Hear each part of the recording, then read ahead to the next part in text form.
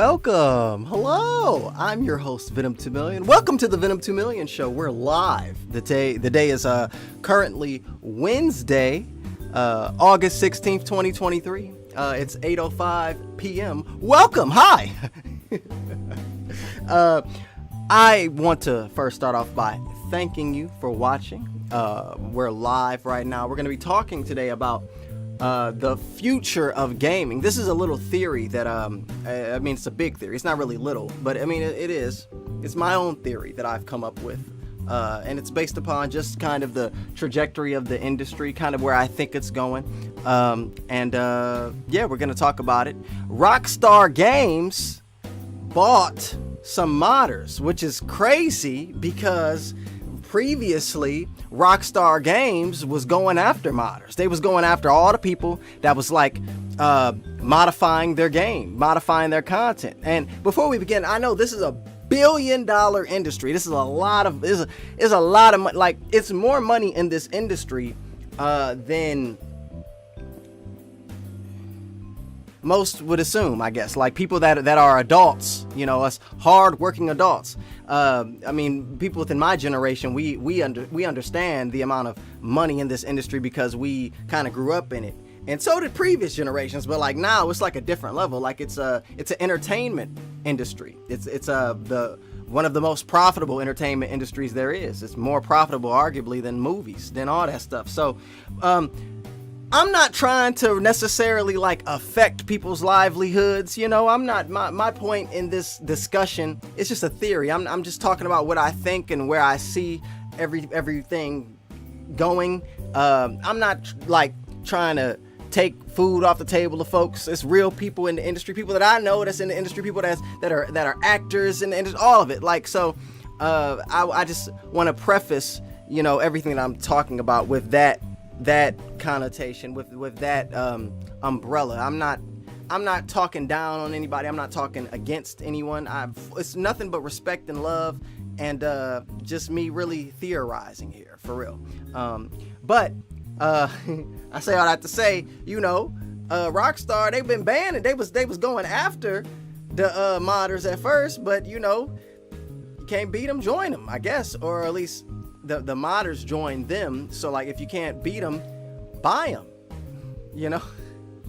If you can't beat them, buy them. And this is really a whole conversation about the whole industry, because it's not solely on games. This is like the whole industry in general, entertainment industry in general. I have a perspective of where things are going, and maybe you'll agree, maybe you won't, and it's okay. And if you want to call in and talk to me, you can. The number is 657-233-1351. I'll be opening up the phone lines later on in the show. Right now, phone lines aren't open, but I'll be opening them up later in the show, so you can call and we can talk about it. But yeah, so I want to first start off by just really talking about exactly what happened with that Rockstar situation. I don't know the full story. We're going to read a story by Ars Technica. Ars Technica, and we're gonna like read it and kind of talk about it, and then I'm gonna get really into my theory, because you know, I don't think this isn't gonna just start and stop here.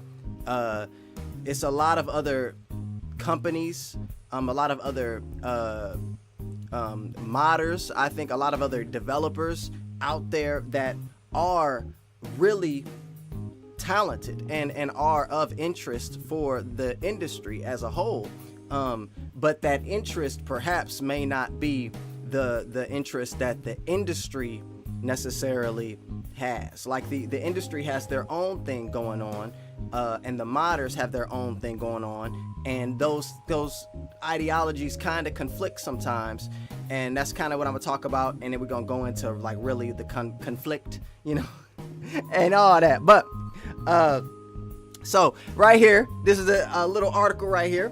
So Rockstar Games, they acquired the modding team that had previously banned. Like, they was going after these folks, all right? They was going after them. It wasn't like a you know, playing around. No, they was sending cease and desist letters to people. They was hiring private investigators and finding out where people lived. And that's why, like, I'm just a random dude on the internet. I'm just a YouTuber. You know what I'm saying? I'm a kid. I'm not a kid. I'm older than a child. I'm not a minor. But with that being said, like, I'm just talking about all this stuff. All right. Like, there's no point of any. I'm no risk to anyone. Rockstar, you know how the actors in Marvel, they be like, I'm gonna talk about. I would say something, but the snipers are at me. Not that they're, I don't really think. I'm not. There's nothing for me to fear. There's nothing to be afraid of in general. But I just want to preface by saying, I'm just talking about it. I'm just talking about it. All right. I'm a black boy. Ain't got nothing. I'm just talking about it. Okay. You ain't gotta be mad at me, Rockstar. You ain't gotta be mad at me, nobody. Okay. We just on here having a good time, talking it up. Shoot. Am I credible? Yes, Yes, I'm credible. No, I'm not credible. I'm just theorizing, making up stuff, speculation. So, if you can't beat them, buy them. I didn't even know that's what it said. That's funny.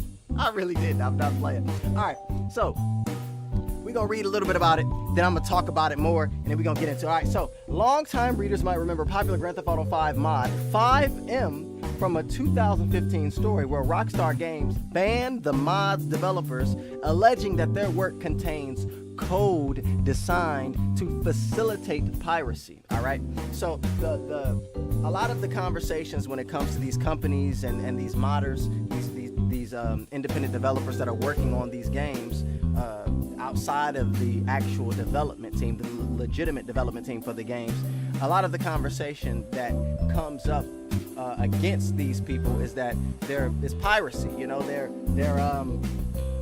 They're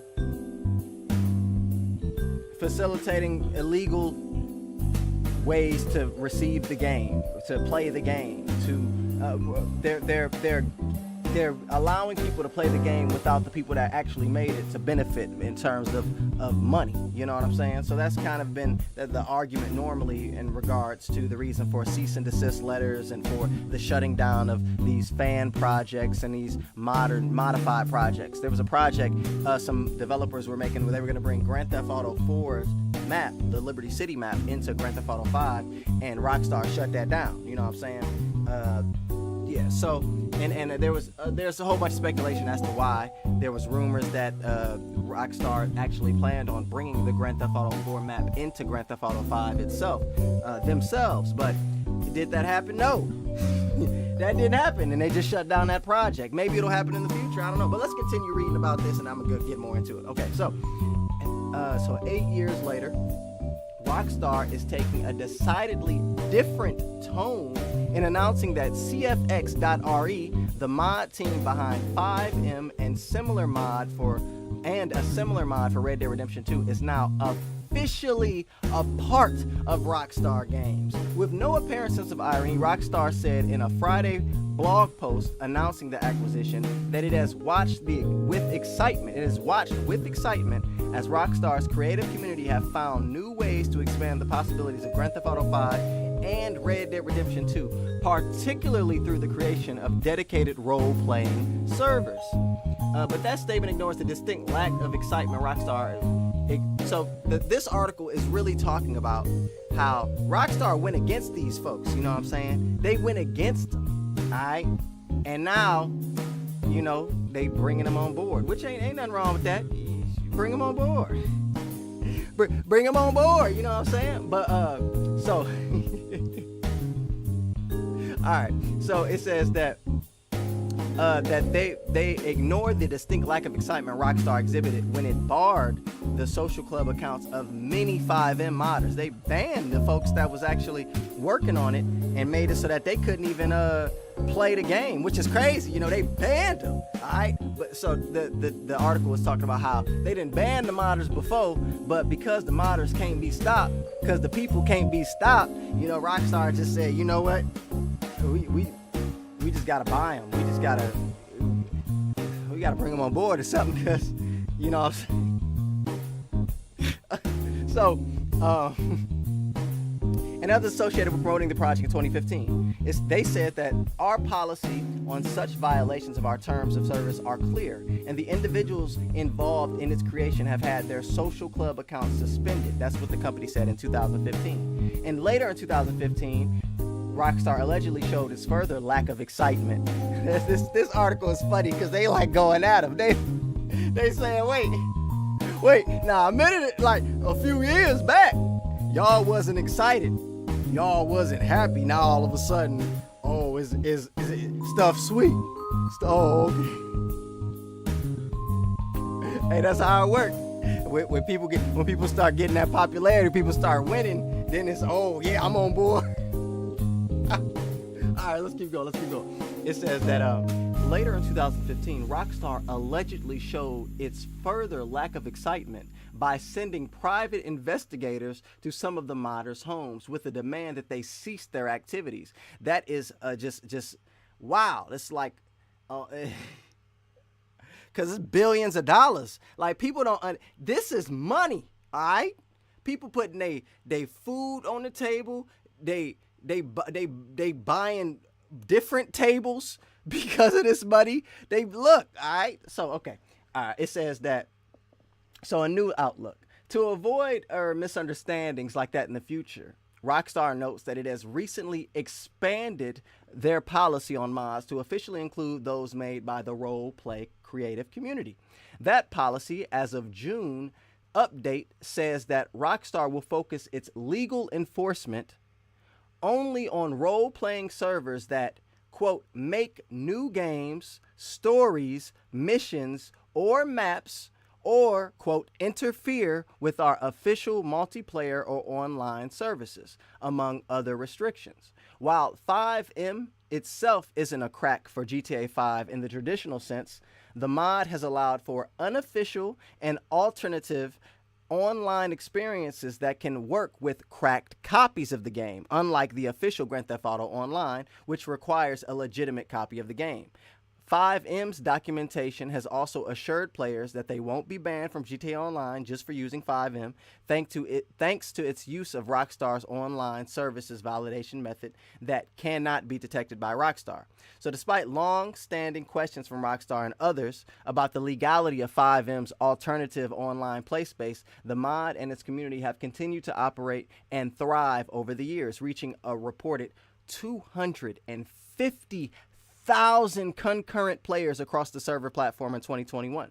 The developers at Cfx.re said in a forum post announcement that becoming a part of Rockstar is a huge step forward in the growth of our community, and that Rockstar's official support will help them continue to improve their platform without noticeably affecting their day-to-day operations.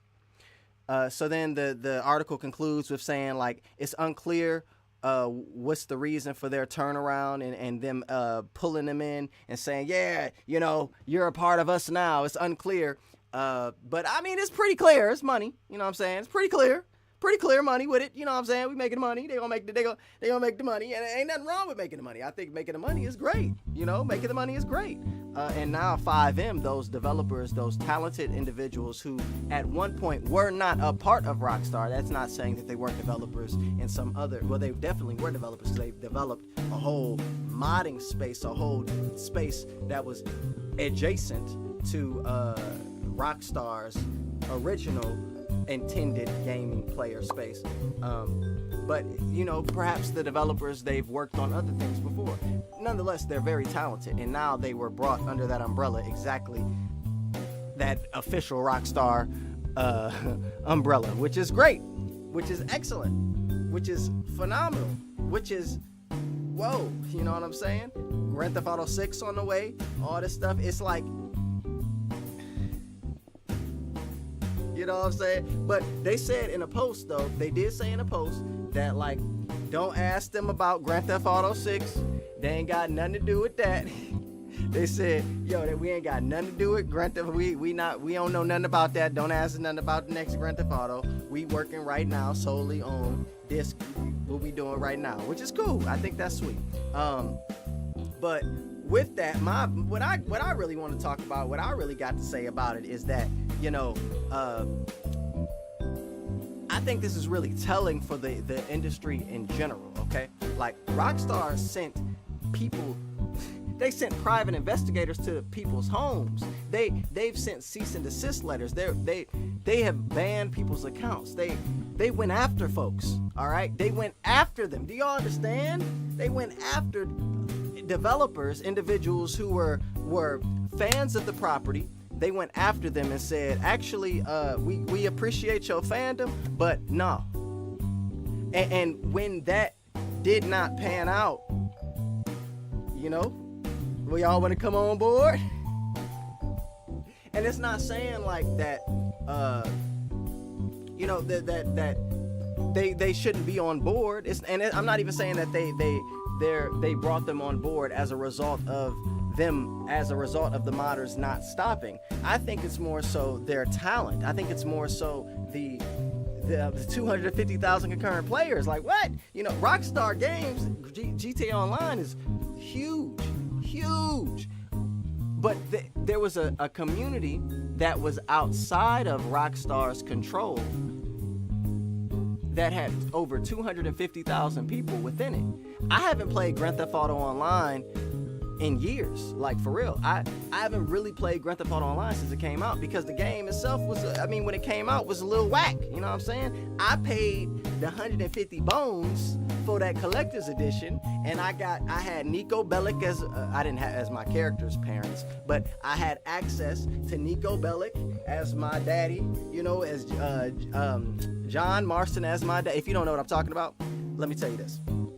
So in Grand Theft Auto Online, they had this innovative system where instead of you just choosing your character, like sliders to make your face fatter, make your body skinny, whatever, you chose your parents.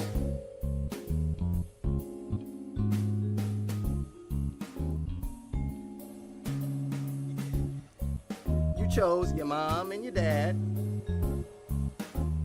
and you were the offspring of those two characters. So when you bought the collector's edition, you got access to Nico Bellic, who is the main character of Grand Theft Auto 4. You got access to him as your father, and you got access to John Marston, who is the main character of Red Dead Redemption 1. And you know, you got access to them to be your father. And you choose a mother, and then your character is a descendant of that. You know, it's cool. That's innovative, great. But like with that, you know, I haven't played it. I ain't played it since then. Since then, like when the first heist came out, that was great, and that was sweet. But it came out like a year or two later. I think I played all the heists. No, I didn't. I think I missed some of the heists. I don't know. See, you know, yeah. But the role-playing community, I've watched it, just like Rockstar said they've watched it, and it's sweet. Like, it's really dope. It's the exact concept of like role playing. You know, people are the police, people are the criminals, people work at stores, people are taxi drivers, people are different aspects, and that was all created by individuals outside of Rockstar. Like, and that is amazing, honestly. Like, when you look at just the entire gaming sphere, there's a lot of talent that is untapped. There's a lot of talent that isn't, and not even just gaming sphere, the industry in general, the world. There's a lot of talent that is unrecognized, that's not within that encapsulated space of professionalism, of officialness. You know what I'm saying? An individual can be very talented, but not be tied to a larger corporation, be independent. And that independence, I think, is sweet. In a way, it's not like it's required. You don't have to be required to be independent, but I'm saying that independence is sweet in my opinion, in some fashion. You know what I'm saying? They like, dang, you did that yourself. You know what I'm saying? A group of people that ain't got nothing to do with this billion-dollar corporation, like, for real, that they're not getting paid by this billion-dollar corporation. They was able to create this whole counter insulated space and have a community within that space thrive. Like, that's amazing. Like, hats off to them for real, like clapping. And then when you look at the story where Rockstar, like, at first coming after them, like saying, hey, nah, bro, you can't do that. Get off my line. You know what I'm saying? That's my property. You know what I'm saying? And like, that not stopping anything, like, that's amazing. And Rockstar, you saw that and you grabbed them up, snatched them up, which is sweet. But I think that's like the trajectory of all of it, of where we're going. I'll talk a little bit about Grand Theft Auto 6 and what I think, this means for Grand Theft Auto 6. But what I'm really speaking of is just the industry as a whole.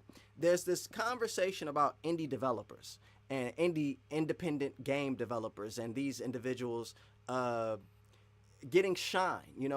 They talk about like PlayStation games or a lot of PlayStation in general will showcase indie developers. Xbox will showcase indie developers, and the showcasing of these indie developers, like, in my opinion, some of the games are like they're sweet. This is dope. I'm not to take away from the talent of these amazing studios and of these amazing teams and amazing people, but some of the games be looking a little lackluster, like a little bit like the independent word indie game. It has a little bit of stank to it sometimes. A little bit of a, you know what I'm saying? Oh, indie game. Oh, okay. You know what I'm saying? But with that, still, you can't discredit the amount of talent some of these folks have. A lot of these folks they got that talent, all right? They getting it together. And ultimately, people, they want to get paid. They want to make their money. So, they go work for these companies. They do this work to get recognized, to get hired, to blah, blah, blah, blah, blah. But what I'm really seeing and what I foresee is, so there's a game called Everywhere that's coming out, and it's made by one of the former creators, not former creators, because you didn't used to create Grand Theft Auto, unless, I mean, he did. He left Rockstar, okay, but Leslie Benzies, I believe that's the person that is making Everywhere. Leslie Benzies, and Everywhere is like here, I'm gonna look it up to make sure I'm not getting that wrong. Everywhere game, I believe it's Leslie Benzies, Yep, Leslie Benzies, Build a Rocket Boy. Okay, so this game is how he describes it as. He describes it as like the adult version of Roblox. So this is a game where like people can make their own games. People can experience the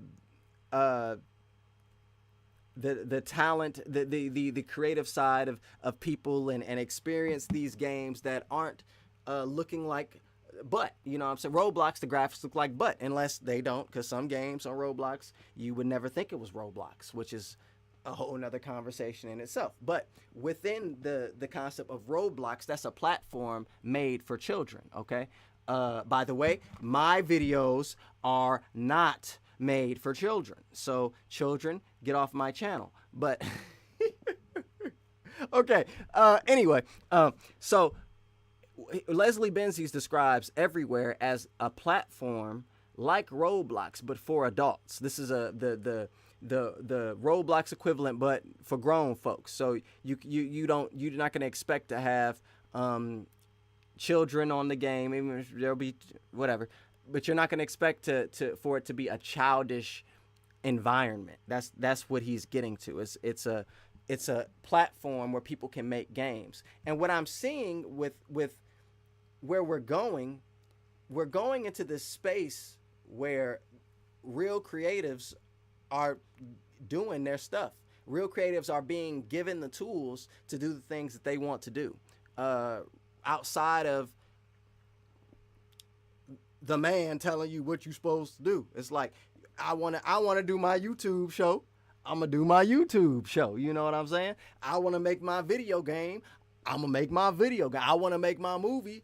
I'm going to make my movie. And like, that's where we're headed towards. So then it becomes the companies there, because they see all this, it becomes now, well, if if so and so is gonna make a video game, and so is not necessarily more talented than the corporations, but so is not the corporations. You know what I'm saying? So is its own individual, and its own individual doing something may have a little bit more, may resonate a little bit larger or a little bit stronger with the general public than, say, a corporation doing something. A individual making a game that is on the level of Grand Theft Auto or on the level of any AAA game is a little bit more appealing, or it gets more respect, you know what I'm saying, than, say, like what a larger corporation would make. And it's not to say that, you know, a larger corporation, Grand Theft Auto, you know, they make a Grand Theft Auto and the game could be sweet and we gonna want to play it. But I'm just really putting it in perspective. If someone like me was to make a game like Grand Theft Auto by myself, that's noteworthy. You know what I'm saying? That does grab the attention of people. It's like, whoa, you did that, dog? Okay, that's what's up. So then it becomes, from the corporation's perspective of, okay, instead of us competing with the people, how about we bring forward that platform for people to make their stuff, for people to make their games, their films, whatever.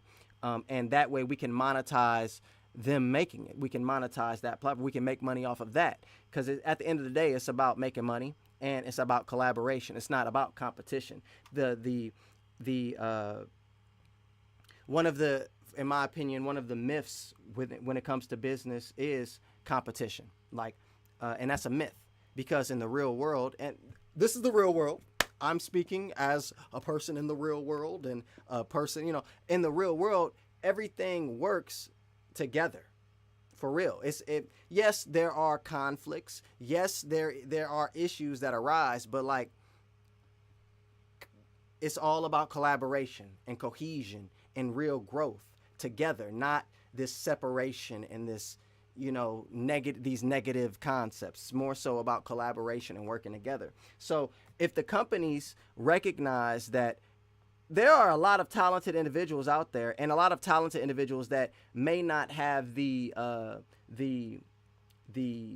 access to joining a larger corporation, or may not even want to join a larger corporation, how can we still give those individuals that platform for them to do whatever they want to do, and make money from it? You know, because honestly, these corporations can't compete with the masses. These corporations can't compete with the people, for real. The people are the ones that fund the corporations, for real. Like, the corporations are the corporations who are run by people as well, and the people, the consumers, are the ones that give the corporations that oomph, give them that platform. You know what I'm saying? Allow them to even be at the level of, you know, greatness that they are at. You know what I'm saying?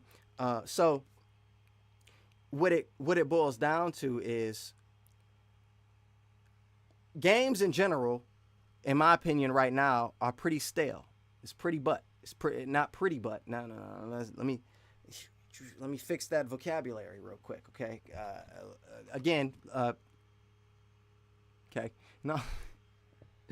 But the games ain't good so far. All right. Games been a little lackluster. Been a little. You know what I'm saying? The people, the talented individuals outside of the corporations, can do better. They can. I'm sorry. And it is what it is. I'm not even sorry. It is what it is. The corporations have their own concept, which is great, and they're pushing whatever concepts that they push. But in real life, like, the people, the consumers, we know what we want, and we don't know what we want as well. We don't. My point isn't to go one versus the other. That's not what I'm saying, collaboration in general. But what I am saying is that whenever there's a void, the people will fill that void. The people are corporations, yes, but the people are people as well. You know what I'm saying? If there's a void to be filled, it will be filled by the people. If a game come out and it's terrible, or it's like it needs some work, guess who gonna fix it? You may think in your mind, the developers of the game are gonna fix it. The corporations, duh. But we know that's not the truth all the time. Okay, the people fix it, the modders fix it, the developers fix it that are not even tied to the game, people that are not even working on the team. And I used to think these modders do work for the companies. Come on, in my conspiracy tinfoil, these modders do work for the companies. But no, I can't take that credit away from the people, that these hardworking individuals that ain't getting paid to do this. Like, I can't take the credit away from them. They working hard, and it's because they have a real interest in it. They have a real passion for it. You know what I'm saying? And that passion is felt, and that passion will be the thing that pushes and propels them forward. And these companies can't compete with that. All they can do is try to hire, consolidate, buy up, all of these things, but at the end of the day, the people is the ones that is in charge and in control. And you send cease and desist, and you send your private investigators and all that, but like, the people is the people, okay?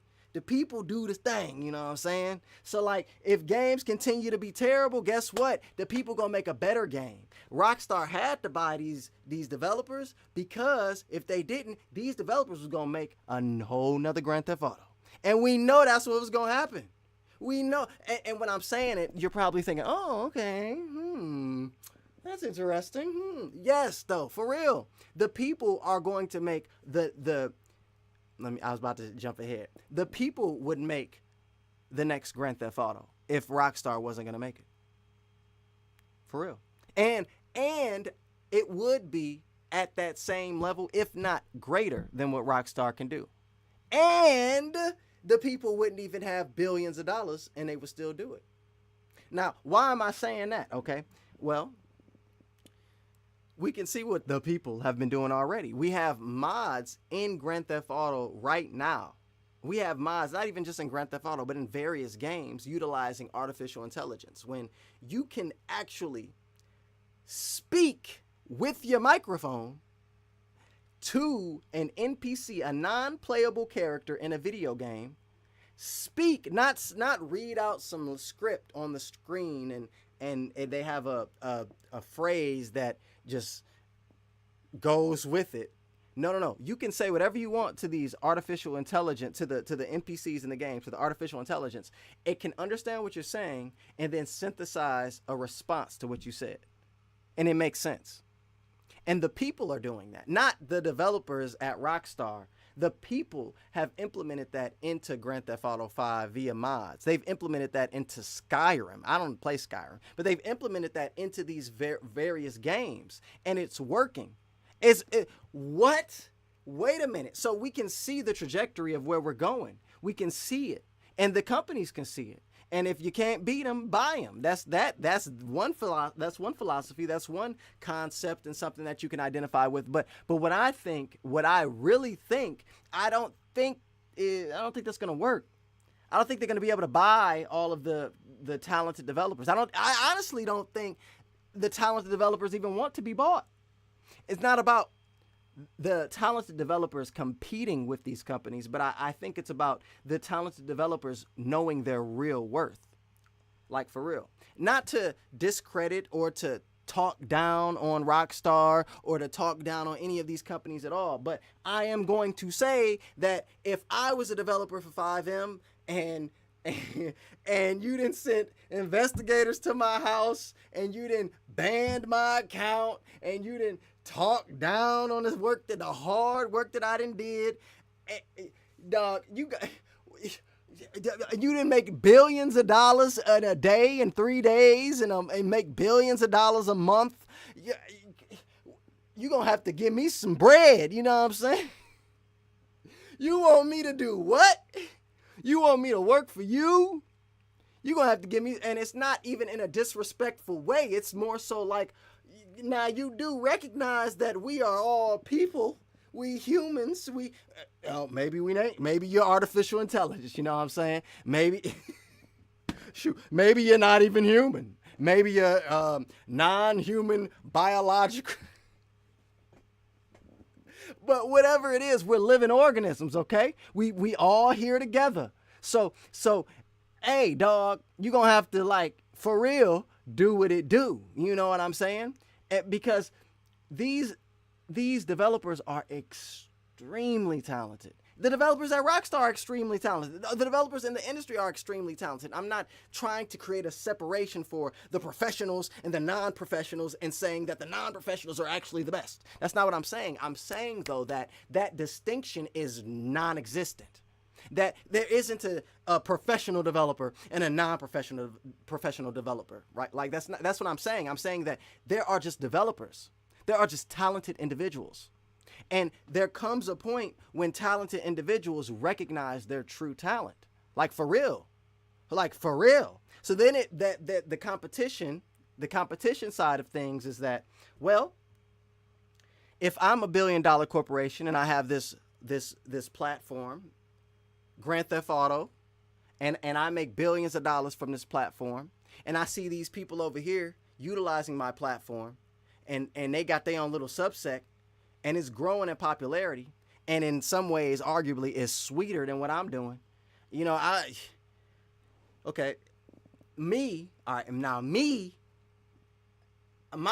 not gonna immediately go to shut them down. You know what I'm saying? I'm not gonna do that. That for me, we gonna incorporate them immediately. We gonna bring them on board. Yo, come on, dog. You helping my stuff out. You advertising for me. You making my stuff look even better. You know what I'm saying? But that's not what Rockstar did at first.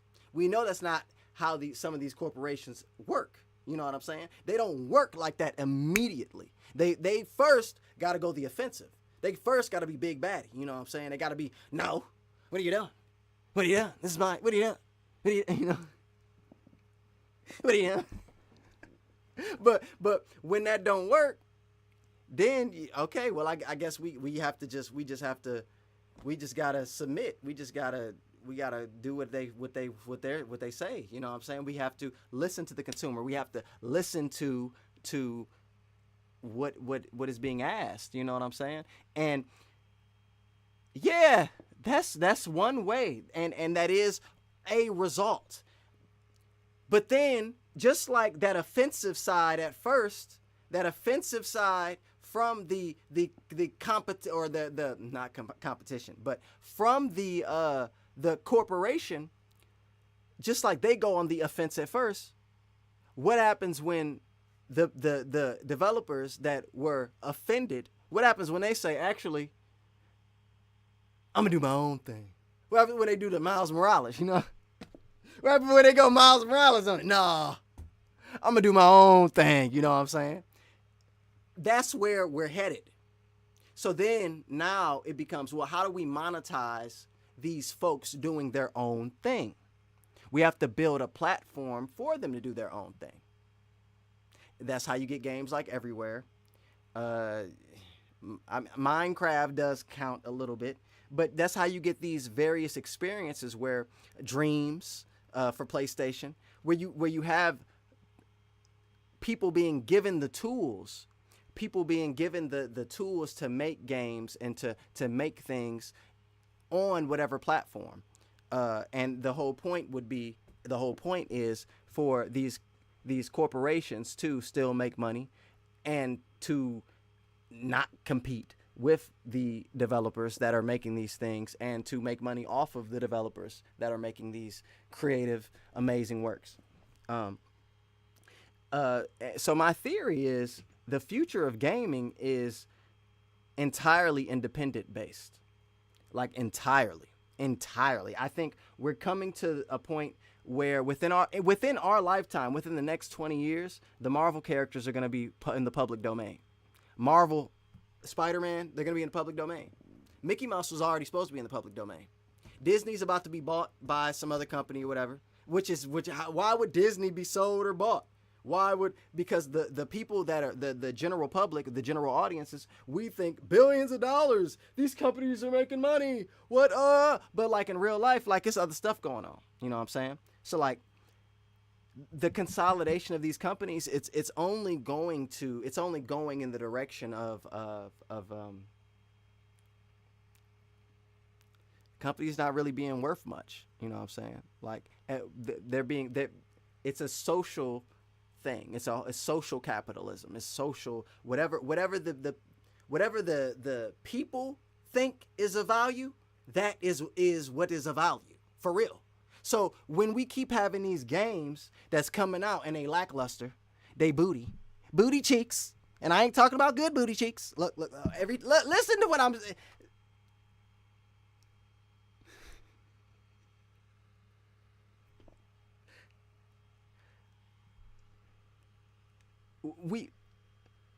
It's only so much people could take. It's only so much I could take.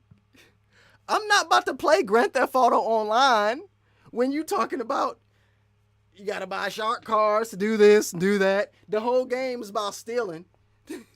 But we gotta pay real money to actually succeed in it. What? Come on, dog. Come on, bro. What's happening? That don't even make sense. You didn't win all of you didn't what? So if you can't beat them, join them. If you can't beat them, buy them. If you can't, whatever. The independent space is what it is. In general, these corporations are independent developers that just so happen to have billions of dollars. But when the individuals get the tools, get the knowledge, figure out that what they want to do and start doing things, that's when things are gonna really go. We're gonna have the reason, like as a kid, games was different than how games are today. It ain't got nothing to do with me being a kid, because I go back and I play a game that I played as a kid and it's still just as sweet. It's not, no. It ain't got nothing to do with nostalgia. It ain't got nothing to do with my age, with our age. No, you're not crazy, because you know what I'm talking about too. No, games back in the day was made a little bit differently. It was a different idea when it came to games. Now, people want to argue that, well, now everything is mainstream. Everything now is mainstream. So, like, that's the reason why the games are like that. Let me be honest with you, all right? Because as a kid, you know what I'm saying? Maybe I would agree with that. But, like, as a kid, okay, I played Kingdom Hearts, okay? I went to the store to buy Kingdom Hearts, okay? It was in the store, all right? It's not... Okay, I went to the store to buy Grand Theft Auto, to buy all of these games. I went to Blockbuster to rent games, okay? Ain't that mainstream? Like, things didn't just become mainstream. It was always mainstream, okay? You watched it on TV, guess what? That's mainstream, okay? It was never not mainstream. It was never not. That's an illusion. It was always mainstream. Always. Perhaps within social settings, you couldn't speak about, oh yeah, I'll be playing Kingdom Hearts, you know what I'm saying? You know what I'm saying, girl? Man, I could. You know what I'm saying? I could always do that. I was cool. I'm the cool nerd. I wasn't into Dungeons and Dragons like that. Dungeons and Dragons mainstream. It was always mainstream though. Okay? Just now, because of the internet, you're able to see the other folks that was into the same stuff that you were into. Like, for real. It was always mainstream though. You couldn't just, it wasn't like you specifically had access to this game. No. The game was published, the movie was published, the show was on television. This, what you're watching right now is a concept of not mainstream, okay? I'm not mainstream, all right? Okay? But if I'm on a larger, if I'm in a larger space, if I have larger eyes on me, all that, then that's mainstream. All of those games were mainstream. For real. Actually. So the whole idea, the whole illusion and argument that games now are mainstream and all that, that's fake. It was always mainstream. That's why we all had access to it. Always. Okay? So what actually took place was just a shift within the gaming sphere, within the gaming industry, within the entertainment industry as a whole. That shift took place with the internet. With the internet. That's it. That's it. There would be Kingdom Hearts commercials on television. People knew of Kingdom Hearts. You weren't the only person. You weren't the only person to know about all of it, okay? So, like, what I'm saying is that shift into internet sphere, into now we can make even more money.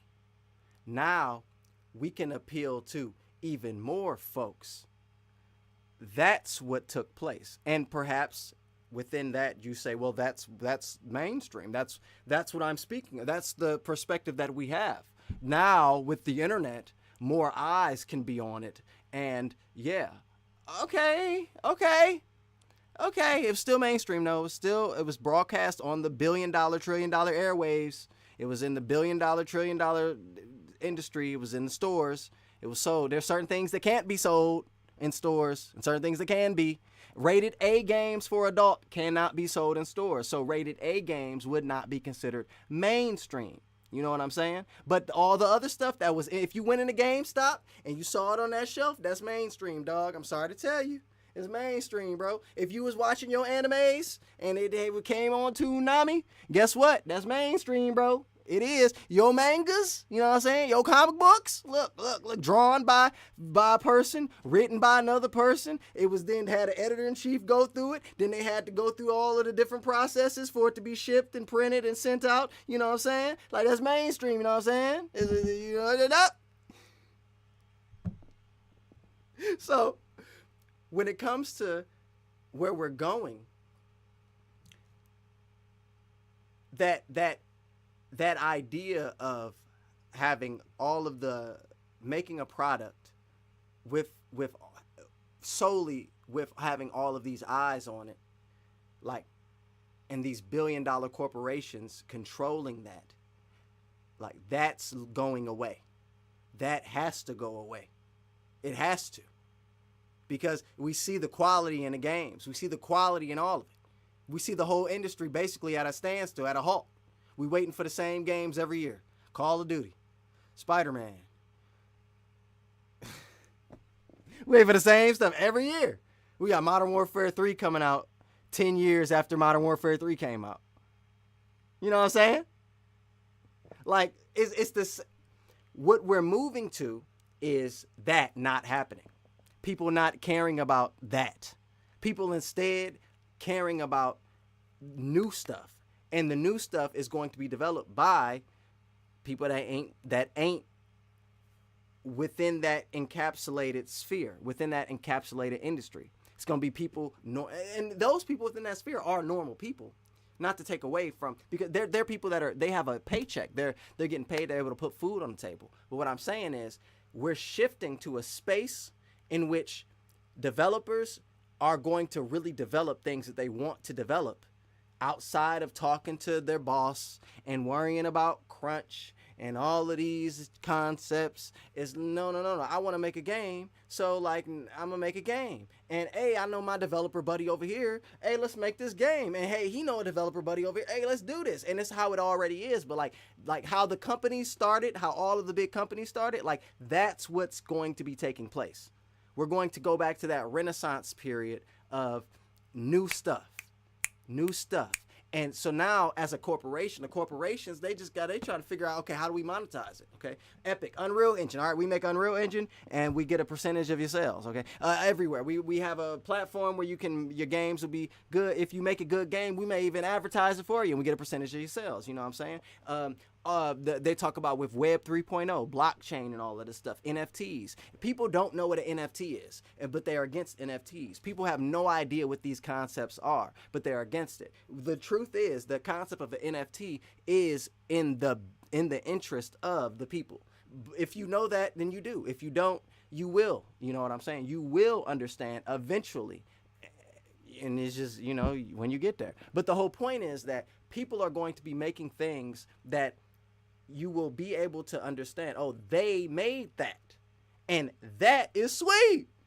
Not like, okay, it is sweet that they made it, but I'm saying like the thing that they made is sweet. You know what I'm saying? The people make we're going to get to that point where independent developers, there isn't a distinction. There's not a distinction between an indie developer and a AAA developer. You know what I'm saying? There won't be a distinction. You won't be able to tell which is which. You're going to have developers making games that are of the same quality, if not better. And we're already seeing it. We have one-person teams making games. We have like all, you know, the games that are sweet. That one game, what is it, Lost Souls? It's a game that looked like it was first made back when Final Fantasy 15 was announced, and it was made within either the Unreal Engine. Yes, because it was made by an individual. It was not. They didn't use the Luminous engine. Luminous engine is the engine Square Enix used for, I believe, Final Fantasy. Was it Final Fantasy? Or did they switch to Unreal Engine for that? Or was it Forspoken they used the Luminous engine for? It doesn't matter. But nonetheless, a one-person development team has produced AAA quality games. Or like for real, we're getting to that point where that's what is going to be the norm, where individuals outside of these large companies are going to be making content that is greater than what these companies are making. And the reason for that is because these companies, they're adhering to other concepts. They're adhering to it's just the whole culture has shifted. It's not the creative aspect is still present, of course, but the creative aspect is not what is driving things anymore. It's not about being creative and innovative. It's more so about subscription sales and all of these other things, because of the corporations having investors and having to reach a bottom end and people needing to put food on the table. Now, I'm not saying that independent developers, they're not going to have that same idea, but I am saying that it's different for an individual to have a passion project and for them to put their heart into it, and them not be tied to a larger corporation and it be their own work. You know, there's a different quality with that level of work, with that level of expertise, versus the individual who was hired to work at whatever company to work on whatever project that the company assigned them. Like, there's an entirely difference in just the psychological components, the psychological factor of a developer pertaining to those ideas. If I'm working at a company, the company, they've prescribed whatever project it is. Maybe I have the choice. Maybe I have the choice to choose what project I want to work on, and that's fine. But it's different deciding whatever project I want to work on at a company versus me as an independent developer with the skill set, with the understanding and knowledge of how to actually make a video game, deciding to actually do it myself, coming up with my own team and doing it myself. There's a difference in quality. It's a difference in psychological, and whatever I want to do. It's a difference. You know what I'm saying? And I'm not saying that that difference doesn't necessarily always have to be better too, because I also hear the whole concept. Yeah, the difference is going to be terrible. You really think that these independent developers, that's the voice for the contrarian. You really think that these independent developers, and that's like now I was like Yosemite Sam. Boy, no, I was about to do what's that? The cartoon rooster. Boy, I say a boy. You really think that these independent developers gonna do better work than Rockstar? Are you crazy? Are you nuts? Gotta be to come up with some conclusion like that. No, I'm just saying that the amount of developers that are talented expands much larger than Rockstar's their pool of talent, than Rockstar's employees. You know what I'm saying? There's a lot more talented individuals on this planet, than there are at Rockstar's corporation, okay? Like, there's a lot more individuals that are talented outside than in. You know what I'm saying? So when those people outside see the space, see the need, and they decide to, hey, let's do this, it's only gonna hit. It's only gonna hit. Why? Because first of all, they talented, and second of all, I mean, we waiting on Grand Theft Auto 6.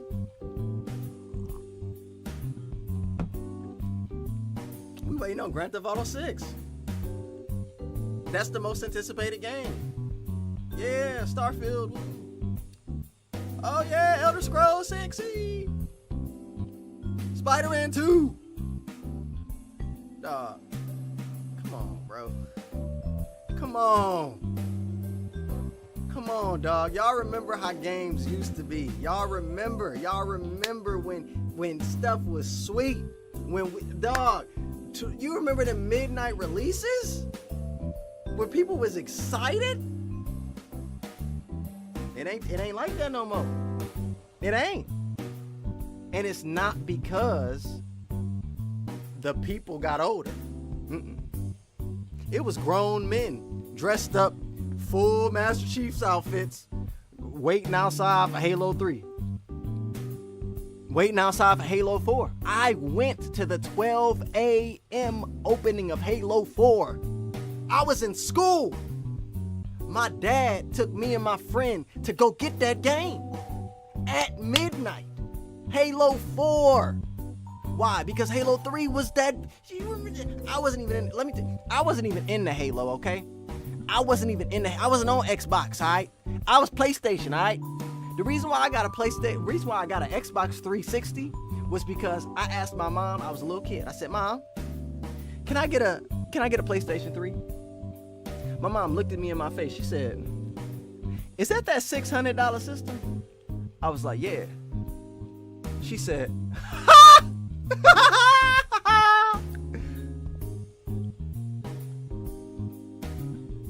that was it.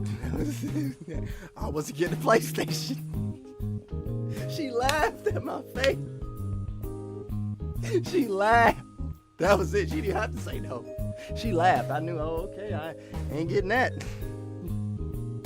I ain't getting that.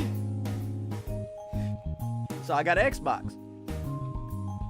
In 2007, y'all, I wanted to get Xbox Live. I was a little kid. I was like 10. For years, I was asked, because I had an Xbox maybe about a year before that. So I got an Xbox. The Xbox 360 came out in 2005. I got it in 2006. Maybe even beginning of 2007. But I think it was 2006, maybe for my birthday. I don't really remember. But I was on Xbox. I had my Xbox 360. And I would be asking my mom. It came with a headset.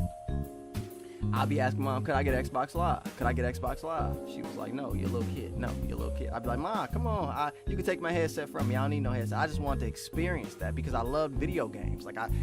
For real, I wanted to experience playing online. You know what I'm saying? Dog, in my mind, it sounds sweet.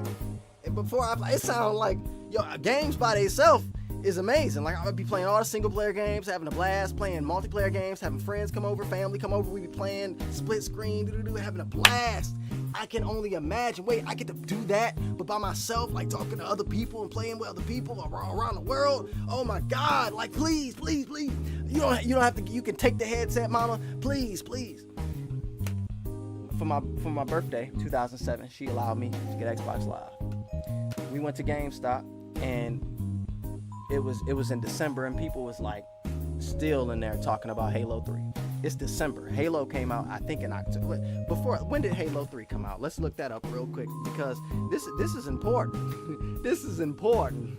When did Halo 3 come out? Let's see. Halo 3 release date. All right, let's see.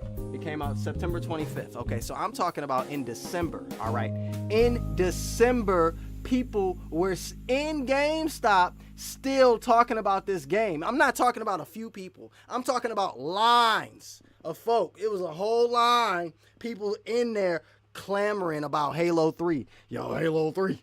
I'm like, oh, okay. I don't know none. I never played Halo 1, Halo 2, never played it.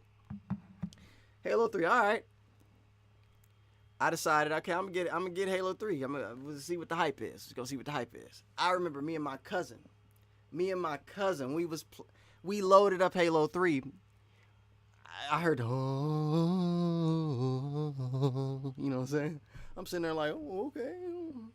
We go to the story mode, and he playing as the Arbiter. I'm like, oh, snap, you a dragon. He a dragon, y'all. He playing as a dragon. I'm the green astronaut. All right, let's do it. Yo, that was sweet. We go online. Changed my life. Changed my life. I get up in there. I hear.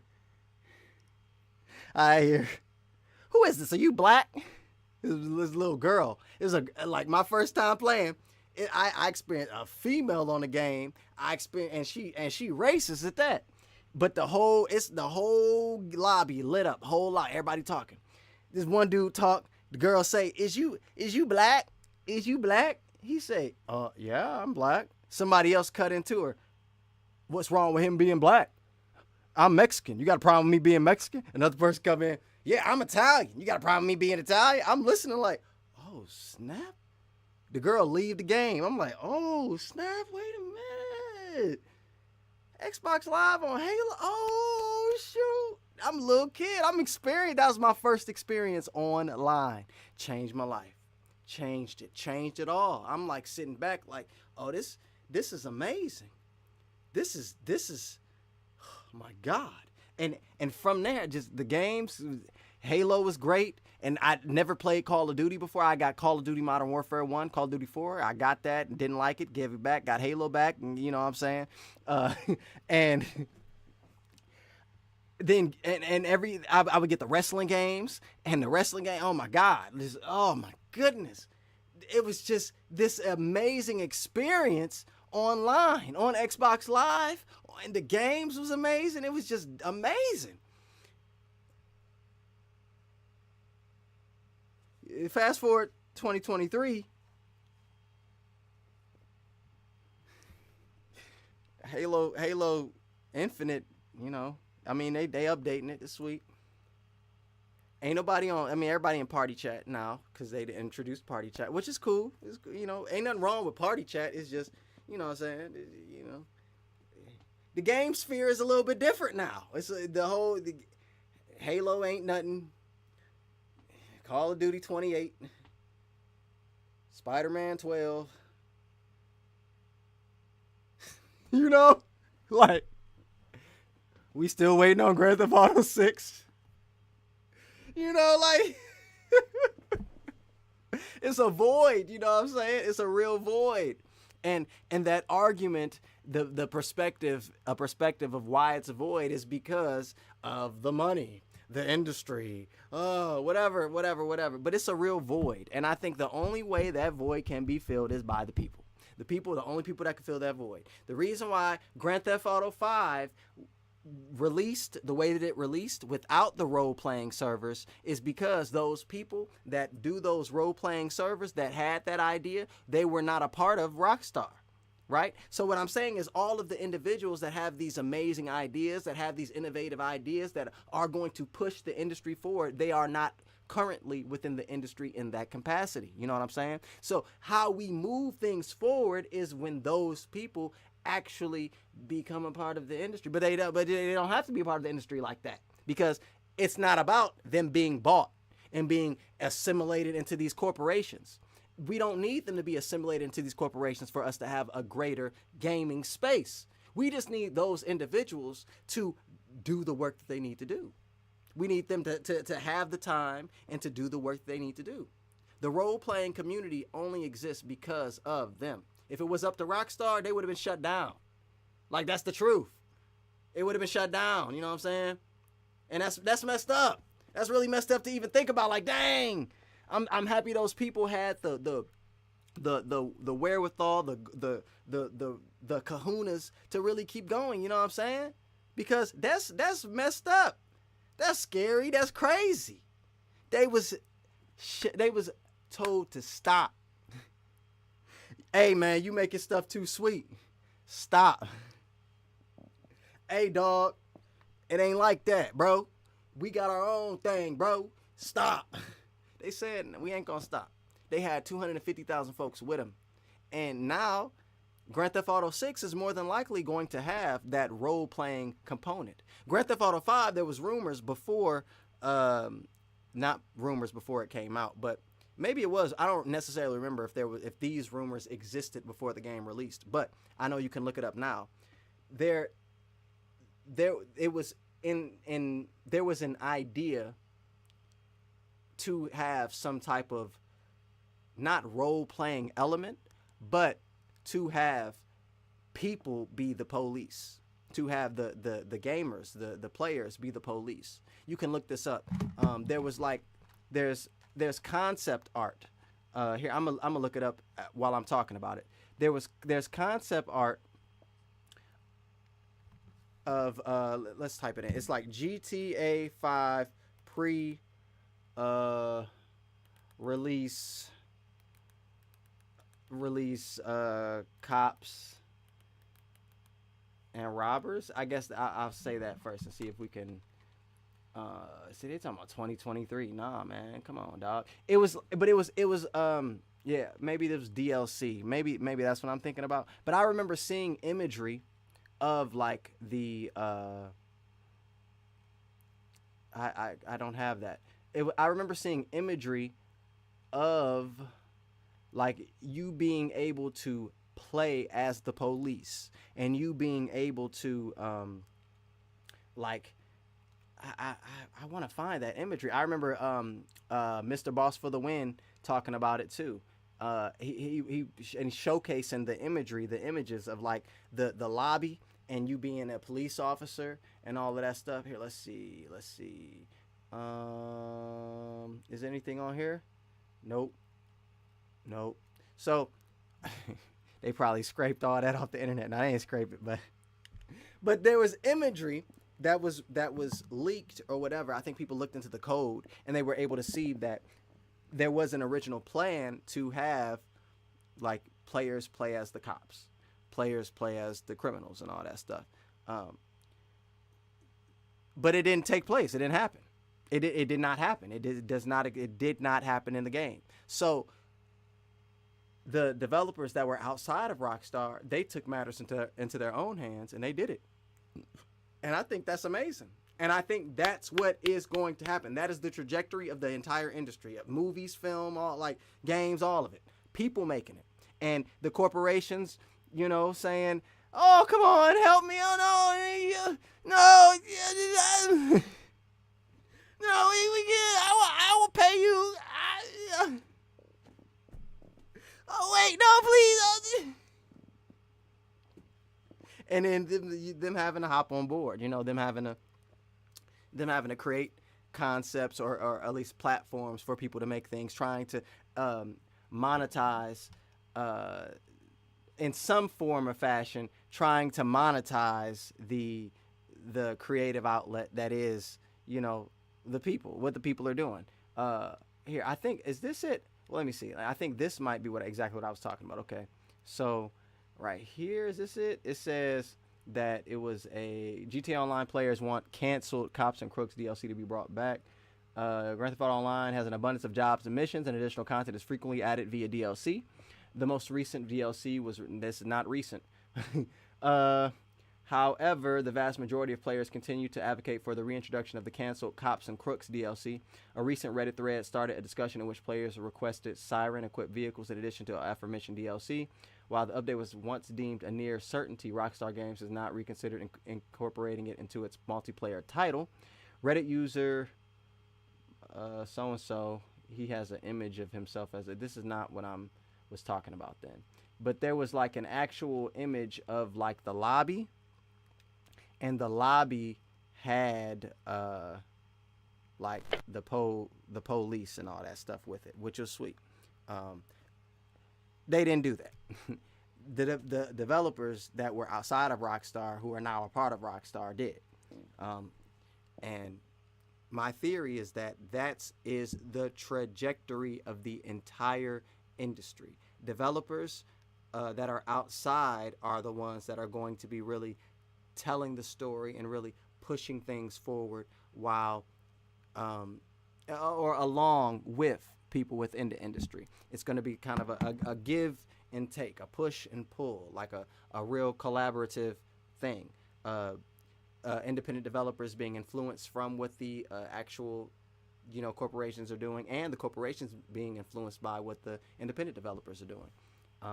That's where we're going, man, because it's a real void. You know what I'm saying? It's not like a somewhat void. It's not like a little bit. It's like a real void.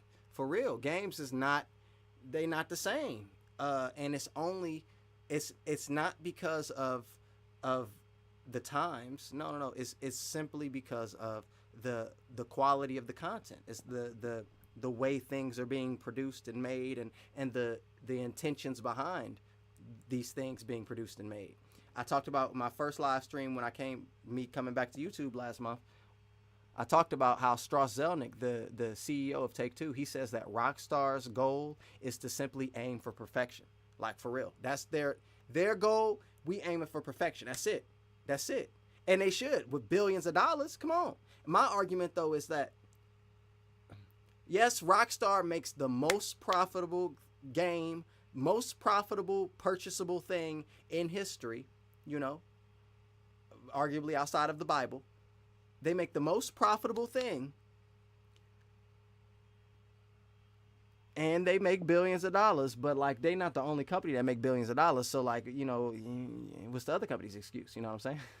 What's the other company's excuse? And with that, though, that is the reason for like why I say, we're gonna keep moving forward. We're gonna have all of these other developers really make things that are sweet, and these developers aren't going to necessarily be tied to these larger companies. These developers are going to be independent developers, but you're not going to know.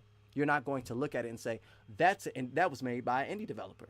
You're going to look at it and say, that's sweet. Oh my gosh. And then you're going to find out, wait, that was made by an indie dev? Whoa.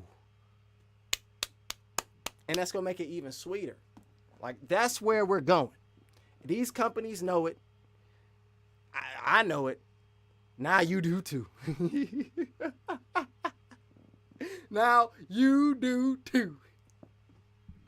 And look, I'm not talking mess about any of the companies. I'm not talking mess about Rockstar. Look, I get it. Okay, you got to put food on the table. You got mouths to feed, bills to pay. We all do. That's how it is. Taxes to pay. We all do. That's how it is.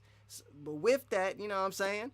That trajectory, that shift, that shift of power, even though that power is really just a perceived shift of power, and it's really just a perceived placement of power, because in reality, it's really always been give and take, push and pull. The consumers make the developers. The developers really listen and kind of make the consumers. If it wasn't for Grand Theft Auto being cool, how many people would be into Grand Theft Auto? If it wasn't for people being into Grand Theft Auto, would Grand Theft Auto be at the level that it's at? You know what I'm saying? It's really a dichotomy. It's a whole symbiote. See what I did there?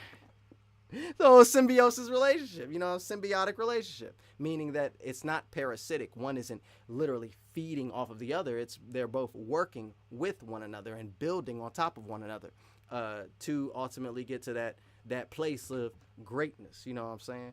Greatness. You know what I'm saying? And with that, I just want to talk a little bit about Grand Theft Auto 6, because the idea of role playing in Grand Theft Auto 6, like, I haven't played the role playing servers. I know people that have played the role playing servers. I've seen people play the role playing servers. I think it's really dope. But like, so within the role playing servers, I've seen and noticed that a big part of it is like that independence. Okay, people really have there are brands in the role playing servers that do not exist in Grand Theft Auto. They have like real life brands in the role playing servers, because the whole point is supposed to emulate real life. What I think about within, like, now Rockstar owning the RP developers, I think about now in GTA 6, Grand Theft Auto Online is more than likely will be split into two, like, camps. I just put up 4 or 5 fingers, but I mean 2 camps. we'll have that Grand Theft Auto Online traditional, right, where you have the police who are uh, artificial intelligence that are not playable characters. Uh, but also then you have the role playing aspect where the police are the people. So what they'll do more than likely, and I'll probably make a video really talking about this specifically. Um, but what they'll probably do is have it where in that. So when I talked earlier about in Grand Theft Auto 5, when you make your person, you choose your parents and all that. They'll probably have it where like now you're really gonna choose like what you want to do, like what you want to be in Vice City or whatever. You know what I'm saying? Do you really want to be that criminal mastermind, or do you want to be that law enforcement dude? If one of the rumors is that the two playable characters, or it's more than likely more than two, that's another rumor as well. But out of the two playable characters that we know of based upon the leaks, one of them is a cop. The one of the rumors is that the female playable character is a police officer.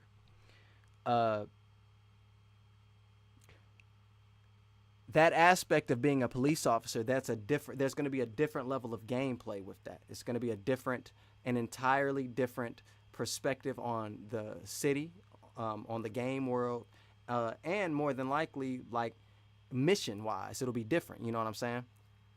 So they're more than likely going to incorporate, if the single player really does have those differences, like you're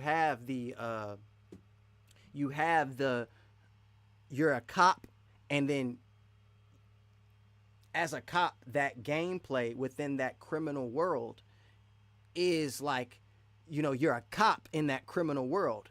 You play as the cop going against the Grand Theft Auto characters, and it may not necessarily be like a Grand Theft Auto. I'm talking about in the single player aspect. Like if you have the people robbing people breaking into cars and stuff, and you as a cop, you have, and single player aspect, you have to attend to those things. They're more than likely going to lift that from the single player and put it right in the multiplayer. And I think with the rumors of you playing as a cop, like, and with this news, like that in my mind, I go, okay, that's more than likely legit. It's probably legit for real. You in the single player, you probably are a cop. One of the characters probably is a police officer, which is dope. So they're gonna lift those elements from that single player and put it into the multiplayer and give the player more control over like exactly what does it mean to be a police officer in that Grand Theft Auto Online world. You know what I'm saying? What is it? Because in the single player, it'll be, what does it mean to be a police officer in that Grand Theft Auto world? We haven't experienced that out of all the games. We haven't experienced playing as a female. The creators of Grand Theft Auto, they publicly have spoken about how it's a franchise really dealing with the American masculine way. You know what I'm saying? But now they're gonna reinforce, or if we understand that you're playing as a female, one of the characters is a female. They're going to reinforce like playing now in that masculine world. How does a female react who is a police officer? You know what I'm saying? That's interesting. Lift those aspects and put it straight into the online aspect. I think that's pretty dope. It sounds to me like it gels. It gels pretty well. It makes the rumors you playing as a police officer in single player that it makes it sound real. You know what I'm saying? More than likely, that's true. But with that, from an online component of the role playing, I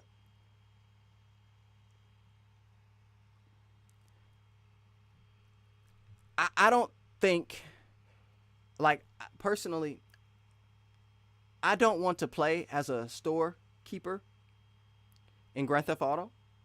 I do not want to have to go to the store and work as the shop attendant, you know what I'm saying? And then the other player run in there and rob me and shoot me. I don't want to do that.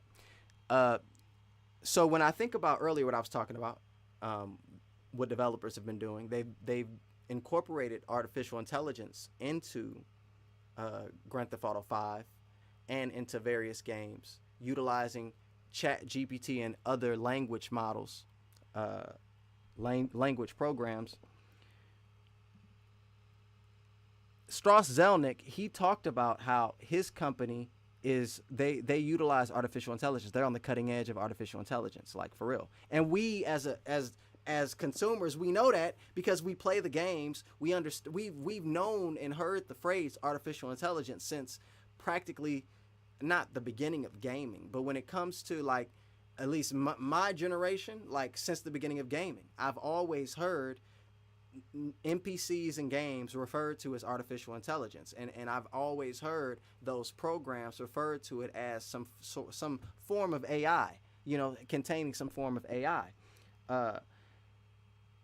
Strauss Zelnick, when he talked about artificial intelligence from a perspective of the future, he spoke about it in a way of like he's optimistic, but he does not believe that it's going to make things quicker, easier, or whatever.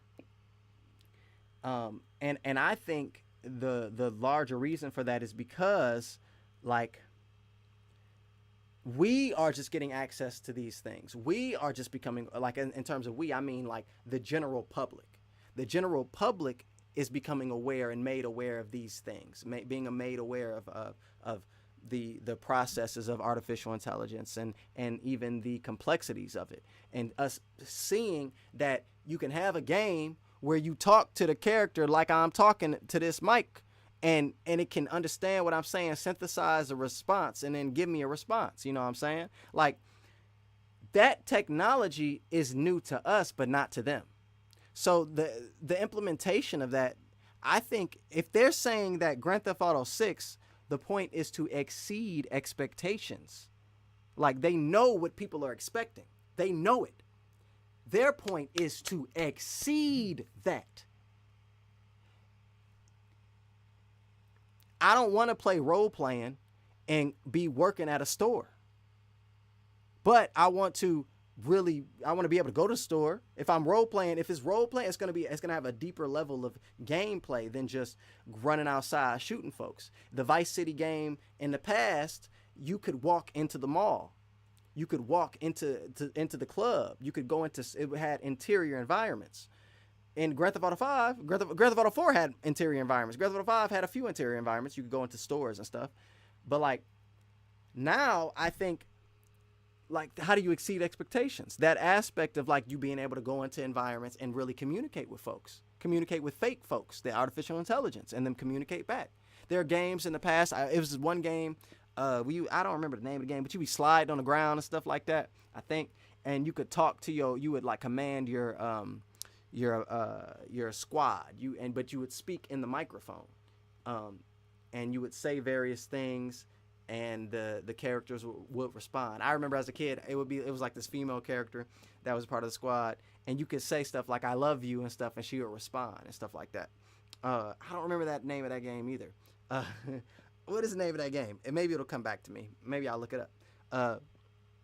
But I see things like that taking place in Grand Theft Auto Online Roleplay or whatever, if it's even called that. I said they would split it into two, but perhaps they don't even split it into two. They just straight up have Grand Theft Auto Online is like this now. Like it's straight up like this.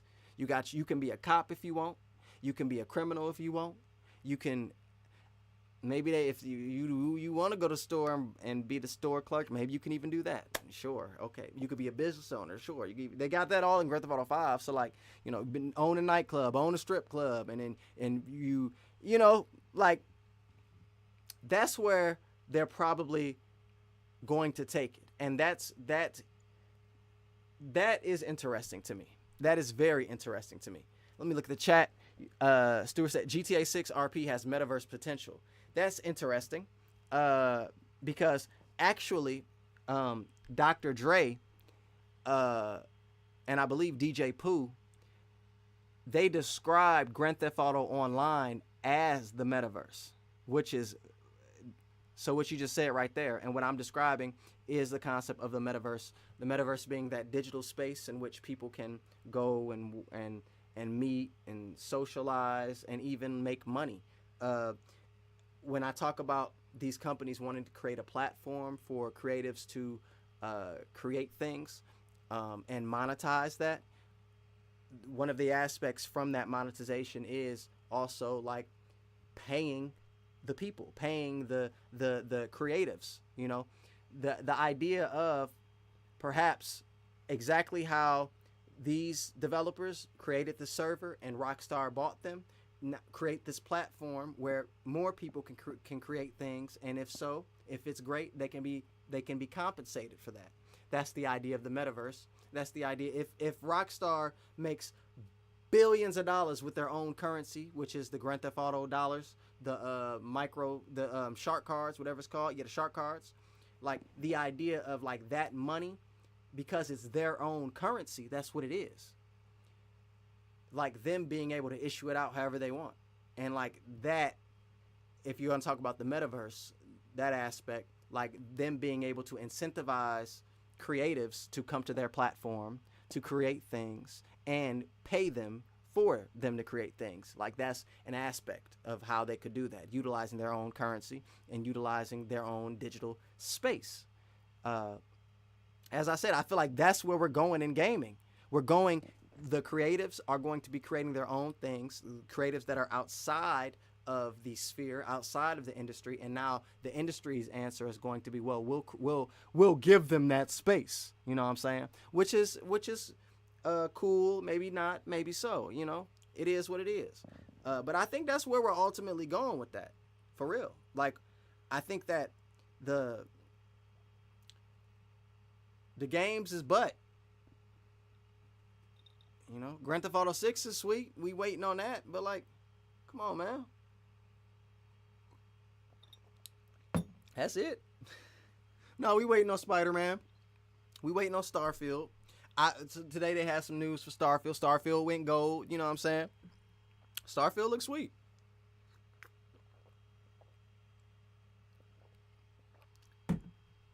Starfield look dope. I guess it need to be better. I mean, look, I've never been into the Bethesda games. Okay, I tried Skyrim. I ain't like it. I played Fallout. I ain't like it. So maybe Starfield is sweet. How they describe some things, it sounds cool.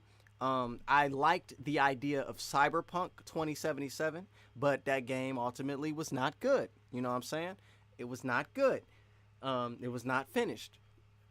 They're finishing Cyberpunk 2077 this year, finally, after 3 years. They're finally finishing it. We're having Cyberpunk 2077 2.0. I remember when they first said we're having 1.3 come out, I was thinking, dog, so we're going to have to wait for 2.0? When is that?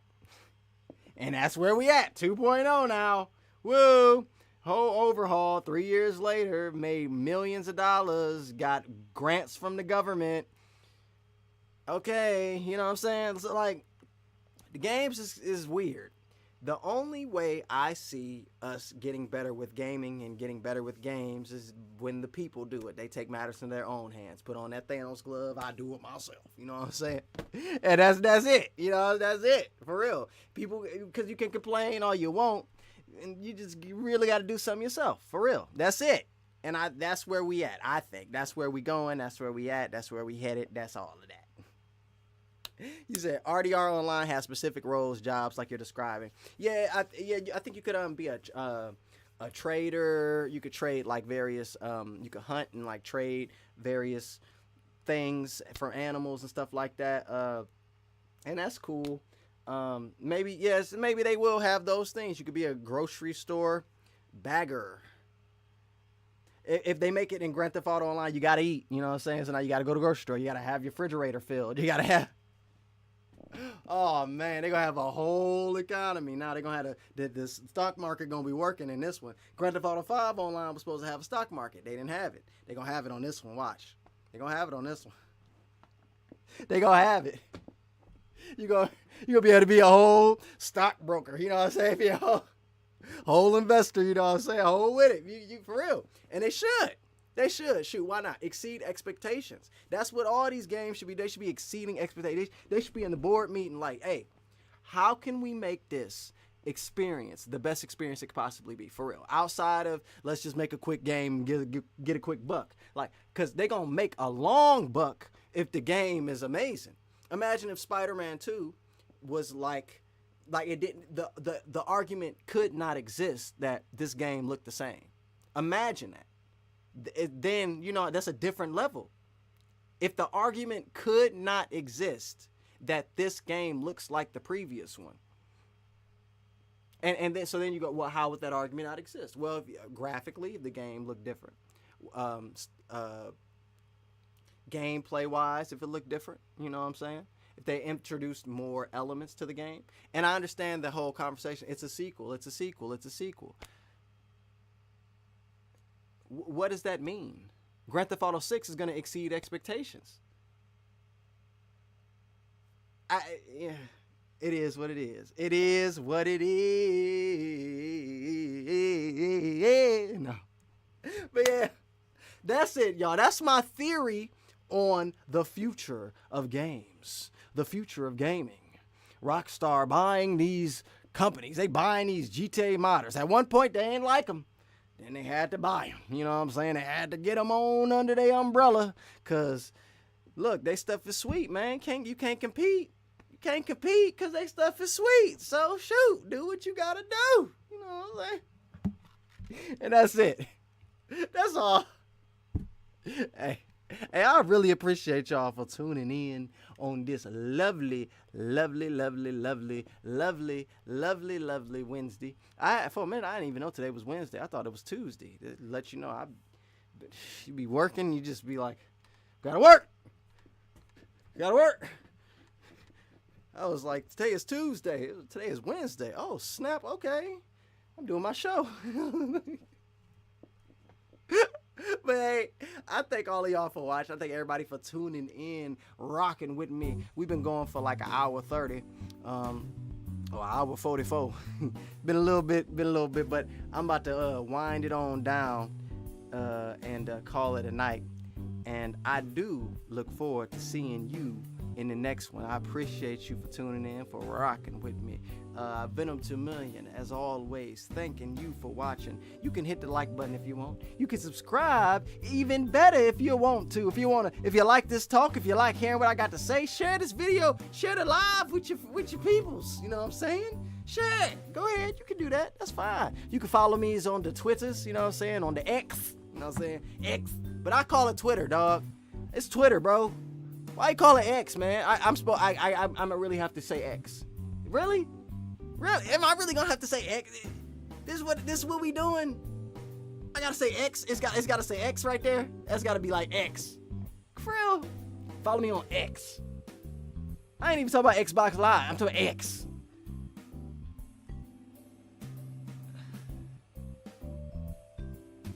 I don't know about all that. Twitter for right now. We just go Twitter.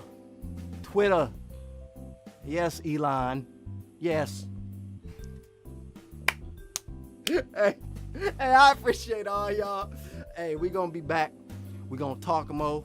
We gonna talk some more about. I'm gonna talk about Spider-Man again. It's just, I just see all the Spider-Man content, and I'll be like, wow, this is a lot.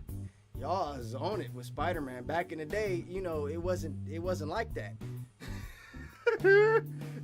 Spider-Man this, Spider-Man that. Hey, let me talk about Spider-Man. This is Spider-Man. It's like, oh yeah, you can talk about Spider-Man. I remember, but like, what is you really talking about? But some YouTubers do be really talking about it, and I'll be listening like, hey, that's sweet.